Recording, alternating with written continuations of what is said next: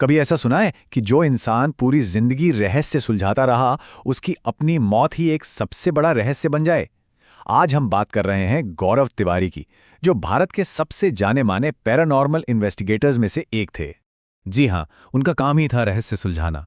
और देखिए, उनकी मौत ही बन गई सबसे बड़ा रहस्य। एक ऐसी कहानी जिसने पूरे देश को हिला के रख दिया। तो चलिए इस पूरे मामले को जरा और करीब से जानते हैं।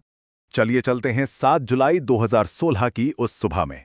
यह दिन बिल्कुल किसी भी और दिन जैसा ही था, लेकिन इसका अंत एक ऐसे रहस्य पर हुआ जिसे आज तक कोई नहीं सुलझा पाया। तो उस सुबह 32 साल के गौरव तिवारी करीब 8 बजे उठे, अपना रोज का काम करने लगे। सब कुछ नॉर्मल था।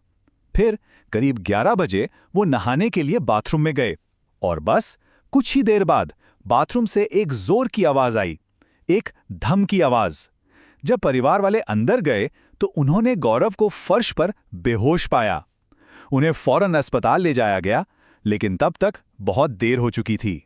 अब यहां से कहानी में एक अजीब मोड़ आता है। जो बात किसी की समझ में नहीं आ रही थी वो ये थी कि गौरव को कोई भी अंदरूनी चोट नहीं थी, कोई हार्ट अटैक का साइन नहीं। बस एक चीज थी, उनकी गर्दन पर एक लंबा गहरा काला निशान। ये निशान कहां से आया, कैसे बना, यही वो सवाल है जो आज तक एक पहेली बना हुआ है। तो सवाल उठता है कि आखिर ये गौरव तिवारी थे कौन? ऐसा क्या था इनकी जिंदगी में कि इनकी मौत इतनी रहस्यमयी बन गई? चलिए अब इस रहस्य के पीछे के इंसान को जानते हैं। गौरव तिवारी, ये नाम है इंडियन पैरानॉर्मल सोसाइटी के फाउंडर का। देखिए, वो कोई तांत्रिक या ओझा नहीं थे, बल्कि वो तो सुपरनैचुरल या कहें कि असाधारण घटनाओं की साइंटिफिक तरीके से जांच करते थे। उनका मकसद था लोगों के मन से अंधविश्वास और डर निकालकर उन्हें सच से रूबरू कराना। और मजे की बात तो ये है कि वो हमेशा से इस फील्ड में नहीं थे। उनका सपना तो पायलट बनने का था। इसी सपने को पूरा करने वो अमेरिका के फ्लोरिडा गए थे, लेकिन वहीं पर उनके किराए के एक अपार्टमेंट में कुछ बहुत ही अजीब चीजें होने लगीं। कभी चीजें अपने आप हिलती तो कभी एक छोटी बच्ची की आवाजें सुनाई देती। बस इसी एक्सपीरियंस ने उनकी पूरी जिंदगी बदल दी। वो पैरानॉर्मल एक्सपर्ट से मिले और फैसला कर लिया कि अब वो इसी रास्ते पर चलेंगे। और एक बार जब उन्होंने ये रास्ता चुन लिया तो फिर पीछे मुड़कर नहीं देखा।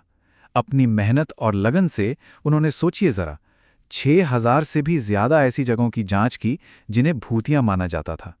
ये नंबर ही बताता है कि उनका काम कितने बड़े पैमाने पर था। भारत की जितनी भी मशहूर हॉन्टेड जगह है ना, जैसे भानगढ़ का किला, कुलधरा गांव या फिर मुंबई की मुकेश मिल्स, गौरव ने इन सब जगहों की छानबीन की थी। मतलब जहां जाने से लोगों की रूह कांपती थी, वो वहां सच की तलाश में पहुंच जाते थे। सिर्फ इतना ही नहीं, गौरव टीवी पर भी एक जाना माना चेहरा बन चुके थे। अगर फियर फाइल्स या भूत आया जैसे शो देखे हैं तो जान लीजिए कि उनमें से कई एपिसोड्स की कहानियां गौरव के ही केस पर आधारित थीं, और वो खुद भी इन शोज में अक्सर नजर आते थे। अब आते हैं कहानी के सबसे जरूरी और शायद सबसे डरावने हिस्से पर। उनकी मौत से ठीक पहले आखिर चल क्या रहा था? वो कौन सा केस था जिस पर वो काम कर रहे थे? तो बात यह है कि अपनी मौत से कुछ ही हफ्ते पहले गौरव एक बहुत ही इंटेंस केस पर काम कर रहे थे।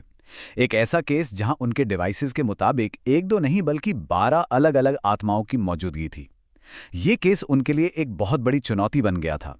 और ठीक इसी दौरान उन्होंने अपनी पत्नी से एक बहुत ही परेशान करने वाली बात कही थी।